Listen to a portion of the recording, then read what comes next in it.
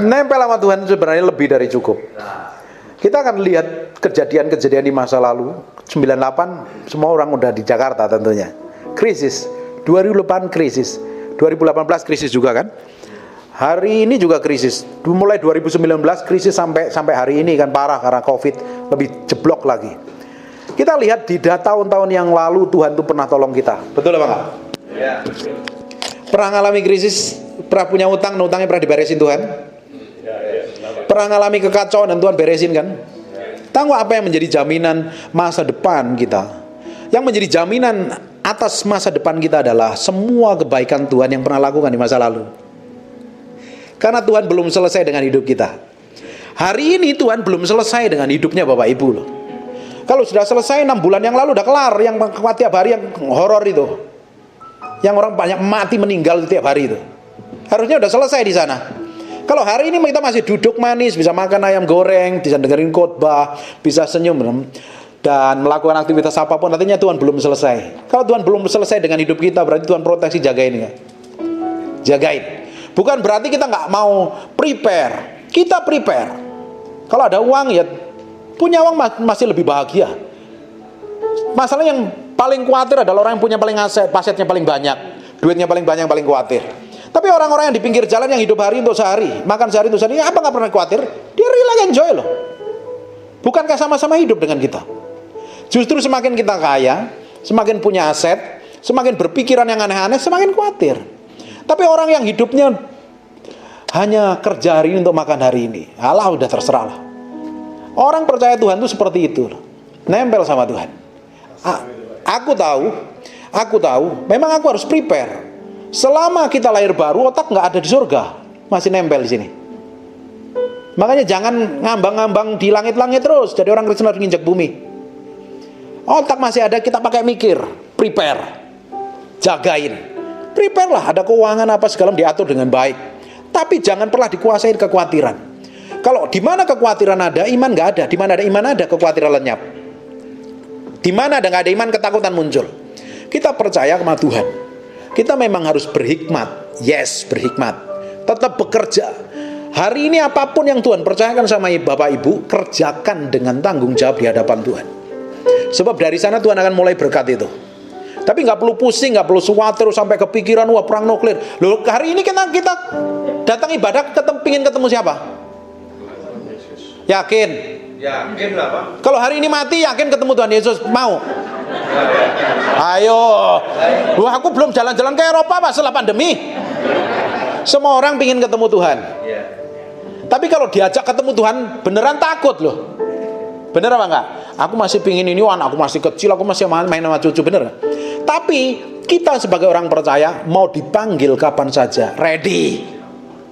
Oh, hari ini kita datang ke gereja merenggari Tuhan. Tuhan kayak apa sih? Aku pengen ketemu Tuhan, ya kan? Lalu nanti kita ketemu Tuhan langsung depan mata loh. Mata dengan mata. Kita duduk bareng. Nanti kita tanya, itu Daud kenapa sih kok kamu dulu tidur sama Batseba? Kenapa sih, mikir apa? Kita tanya loh ya. Kita tanya Musa, kita tanya Harun, kita tanya orang-orang yang hebat di Alkitab kalau ketemu Tuhan langsung. Apa yang kita takutin? Apapun yang terjadi, tidak perlu khawatir. Semua narasi orang dunia itu selalu membuat ketakutan, selalu membuat kekacauan. Di 2 Timotius dijelaskan begini, Allah tidak pernah memberikan roh ketakutan, tapi Dia memberikan roh keperkasaan. Semua yang bikin takut, semua narasi yang bikin takut, bikin khawatir, bikin cemas, bikin bingung. Apalagi kemarin saya dikirimi tuh di TikTok, ada pengusaha kirim ke saya, Pak ini harus aset harus dijual, nanti nggak liquid dan segala macam. Itu kan kata orang. Memang dia bisa prediksi. Kita pegang kata Tuhan. Masa depan kita penuh pengharapan. Kita buka di Mazmur 91. Mazmur 91. Cepat. Kita akan lihat cepat sekali. Oke? Mana? Ayo. Rajin belajar Alkitab ya. Cepat bukanya ya. Mazmur 91. Orang yang duduk dalam lindungan, waduh baru buka harus prepare. Kalau saya ngomong harus cepat-cepat ya. Oke. Orang yang mana tadi? Kok hilang-hilang terus? Orang yang duduk dalam lindungan yang maha tinggi dan bermalam dalam naungan yang maha kuasa. Ini orang yang duduk dan bermalam. Beri waktu sama Tuhan nggak? Kayak hari ini beri waktu nggak? Ini hanya 2 jam. Kalau bermalam, semalaman. Dalam naungan yang maha kuasa. Dan berkata kepada Tuhan, tempat perlindunganku, kubu pertahanku yang kupercaya. Tuhan tempat perlindungan. Perlu takut nggak? Ada musuh kan? Ada kekacauan kan? Perlu khawatir nggak? Lihat nih, lanjutnya. Sungguh dialah yang akan melepaskan engkau dari jerat perangkap burung dan penyakit sampar yang busuk. Kita lepas dari penyakit sampar yang busuk loh. Yang lain meninggal selesai. Kita belum selesai. Terus dengan kapaknya yang akan menudungi engkau, dengan sayap yang akan berlindung, engkau akan berlindung. Kesetiaannya ialah perisai dan pagar tembok. Engkau tidak usah takut terhadap kedahsyatan malam. Ini kedahsyatan gelap kan, malam gelap kan? Apalagi tuh di Facebook tuh ditonton berapa juta orang tuh. 2023 gelap. Saya udah ngomong 2023 kita akan dipromosi Tuhan. Dengerin khotbah saya di YouTube. Jangan lupa subscribe, like, and share. Saya ngomong, saya bilang prepare 2022. Sorry tak agak nggak apa-apa ya. Saya agak ada pesan nggak apa-apa ya. Jangan tersinggung ya Pak. Nih, 2022 kita pikul salib sangkal diri. 2023 kita akan dipromosi. Lihat Bapak ya, Bapak akan diberkati 2023. Nanti hal, loh, aku kok terima kayak begini yo? Ternyata yang kutakutkan nggak terbukti. Tuhan akan berkati. Tuhan akan promosi. Katakan 2023. Saya dipromosi. Amin. Engkau tak usah takut terhadap kedahsyatan malam, terhadap panah terbang di waktu siang, terhadap penyakit sampar yang berjalan dalam gelap. Ini ngomong tentang gelapan semua nih. Terhadap penyakit menular dan mengamuk di waktu petang. Walau 1000 orang rebah di sisimu dan 10.000 di sebelah kananmu, tetapi itu tidak akan menimpamu. Engkau hanya menonton. Menonton kan relax dan santai, itu relax, enjoy gitu kan. Engkau hanya menontonnya dengan matamu sendiri dan melihat pembalasan terhadap orang-orang fasik. Sebab Tuhan ialah tempat perlindunganmu. Tuhan adalah tempat perlindungan kita. Aman, katakan saya aman. Karena Tuhan yang lindungin kita. Oh, pencipta langit dan bumi ya, segala isinya kok, yang ngatur keuangan, ngatur semuanya kok. Ngapain kita di dalam Tuhan? Ngapain kita takut? Relax, enjoy. Malapetaka tidak akan menimpa kamu. Katakan amin. Dan tulah tidak akan mendekat kepada kemahmu. Sebab malaikat-malaikat diperintahnya kepadamu untuk menjaga engkau di segala jalanmu. Tahu nggak Bapak Ibu, ada malaikat Tuhan yang disiapkan Tuhan mendampingi Bapak Ibu setiap hari, nuntun hidupmu, jagain. Di kitab Mazmur dijelaskan loh. Kalau kita memperkatakan firman, malaikat itu bergerak sesuai dengan firman yang kita katakan. Yang jadi masalahnya kan kita jarang ngomong firman. Ngomong firman, perkatakan firman, malaikat akan bergerak menjagain kita, melindungi kita. Mereka akan menantang engkau di atas tangannya, digendong, dijagain, diproteksi, supaya kakimu jangan terantuk kepada batu, singa dan ular tedung. Ini berbicara tentang setan dan roh jahat ini. Akan kau langkahi, engkau akan menginjak anak singa dan ular naga. Sungguh hatinya harus ngapain? Hati tadi melekat kepadaku. Aku akan menyertai dia di dalam kesesakan. Kita memang bisa ngadepin kesesakan, tapi kita nggak hidup dalam kesesakan, cepat dilepaskan. Nah, apalagi di Mazmur 23, di ujungnya Mazmur 23, nanti baca sendiri di rumah, waktunya mepet. Lebih keren lagi. Engkau memberikan hidangan di hadapan lawanku. Keren gak itu? Orang lain babak belur, orang lain musuhin kita. Kita bisa enjoy makan Tony Romas. Relax. Kita akan lihat berkat. Wih, kok ada terobosan ya? Gue gak sangka-sangka loh, gak pikir kok diberkati. Anakku juga diberkati, dipromosi. Bisnisku omsetnya naik. Ada hal yang kita gak pernah pikirkan kalau kita jalan sama Tuhan. Ada yang menjadi jaminan hidup kita di masa depan adalah semua kebaikan yang pernah kita nikmati di masa lalu. Gak perlu khawatir, enjoy, relax. Senyum dulu dong sama Tuhan. Bilang thank you Tuhan. Terima kasih. Mungkin masih ada satu lagi. Mungkin Pak Rudi kali ya mau bertanya. Atau ada Pak Halim. Oke, selamat datang Pak Halim ya, nama Ibu.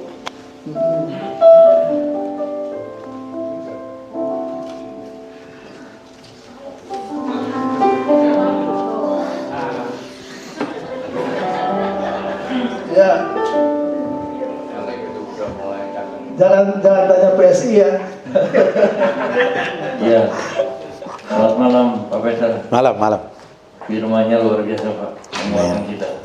Nah, saya mau tanya Pak Peter, seandainya orang itu memang berdoa sama Tuhan apa, seandainya nggak diberkati gitu Pak, seandainya kan biasanya kan ikut Kristus bakal sukses gitu loh Pak, kan biasanya seperti itu, betul loh Pak, akan kaya, akan ini bla bla bla bla gitu. Nah seandainya tidak diberkati bagaimana Pak? Apa yang harus kita lakukan gitu? Menurut Bapak, emak-emak yang di Irian rajin berdoa dan hidupnya sederhana diberkati nggak? Ya, makanya gini Pak, saya lihat orang Jepang itu kaya-kaya loh Pak, tapi tidak kenal Kristus gitu loh Pak. Orang Jepang, orang Korea juga ada yang beberapa orang. Jadi maksud aku, kalau tidak diberkati, apakah itu bagaimana Pak menurut Bapak itu? Kira-kira diberkati itu sebatas apa sih sebenarnya? Ya kan yang saya lihat kan orang kaya. Nah gini, coba dibuka di Kejadian pasal yang kedua, pasal pertama ayat yang ke-26. Kejadian pasal pertama ayat yang ke-26.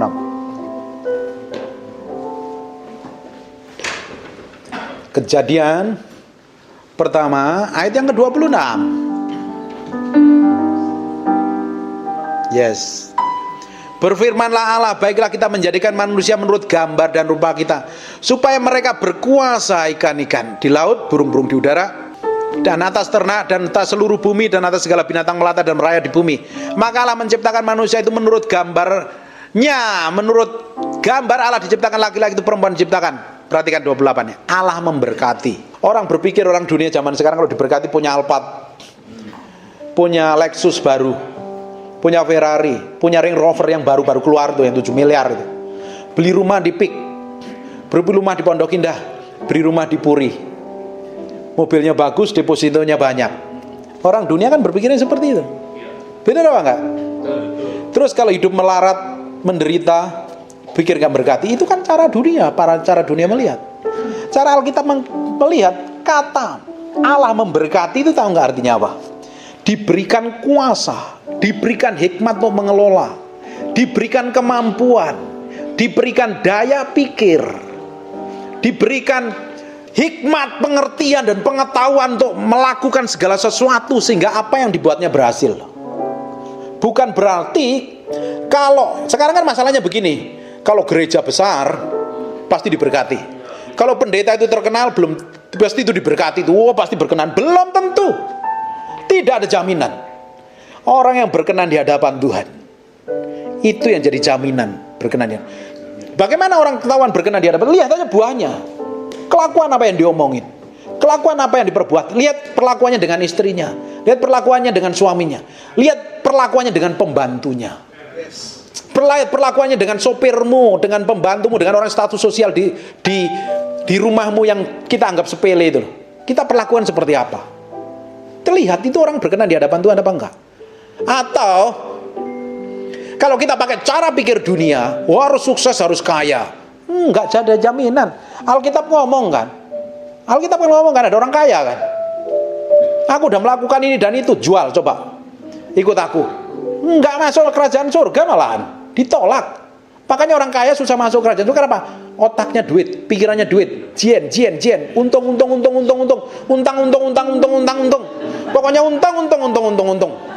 Duit aku pokoknya duit masuk nih, berapa nih hari ini masuk nih, cek rekening, M-banking, lihat M-banking. Selalu dipikirin itu.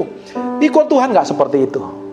Justru ikut Tuhan, kita pikir jalan kita lurus kan, nggak taunya muter-muter, naik terjal, naik gunung, kesandung, ketusuk duri malahan kadang, ketemu ular, ketemu kalajengking dan lain sebagainya. Nggak ada. Jadi sukses bukan cara dunia. Sukses kalau kita didapatin berkenan di hadapan Tuhan.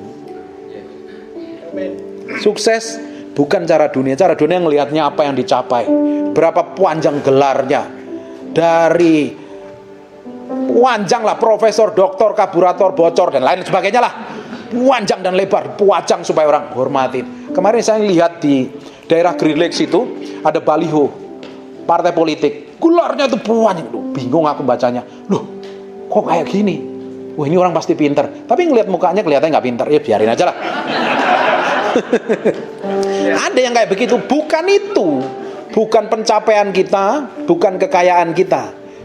berhasil itu diberkati itu bukan kekayaan, berhasil bukan karena hebatnya kita, terkenalnya kita, tapi seberapa kita didapatin berkenan di hadapan Tuhan. Itu yang di dalam hubungan pribadi dengan Tuhan. Bukan berarti orang pendeta yang di kampung, yang gerejanya hanya kecil, jemaatnya hanya 5-10 orang, tapi dia hanya cinta Tuhan luar biasa, dia nggak diberkati. Dia diberkati. Jangan dibandingkan. Karena berkat itu takarannya berbeda-beda. Berkat buat tukang becak, kata sukses dan berhasil buat tukang becak beda dengan orang tukang salon. Betul apa enggak? Tukang salon sasak ibu-ibu yang tinggi dan nilainya mahal, itu berhasil, itu ada 10 orang setiap hari, berhasil itu. Tapi itu buat tukang becak, kalau dia narik 10 kali, itu luar biasa. Sukses saya sama suksesnya Bapak berbeda. Kita harus pakai standar suksesnya menurut kerajaan Allah. Apa itu? Didapat hidup berkenan, menyenangkan hati Tuhan. Jangan pakai standar dunia, beda-beda. Kalau kita ngomongkan, jangan iri dengan orang yang berhasil. Orang fasik kan banyak berhasil kan. Orang hidup dalam Sodom dan Gomora itu kaya raya loh, menurut Alkitab loh. Sodom dan Gomora itu kaya loh. Alkitab ngomong seperti taman Tuhan, nggak taunya neraka. Sodom dan Gomora, orang LGBT hari ini, orang homoseksual itu kaya-kaya loh. Makanya bisa memberkati, kata Alkitab ada ayatnya, nanti kita nggak buka lah. Nanti dengerin aja khotbah saya di YouTube. Nanti saya sampaikan. Nah, bukan berarti orang yang kaya hari ini hidupnya benar di hadapan Tuhan. Tapi hidup yang benar di hadapan Tuhan pasti diberkati. Beda orang diberkati dan beda orang kaya itu beda. Orang kaya standarnya apa? Kekayaannya. Tapi orang diberkati apa saja yang dikerjakannya, Tuhan bikin berhasil, sukses itu, dan hidupnya didapatin berkenan, matinya masuk surga. Amin. Oh, mau ngejar apa? Sip. Pak Alex, udah? Oke. Terima kasih Pak Peter untuk karena waktunya. Maka kita akan mengakhiri pertanyaan-pertanyaan karena waktunya, dan mereka harus kembali ke tempat. Oke. Terima kasih. Saudara, jadi orang yang sukses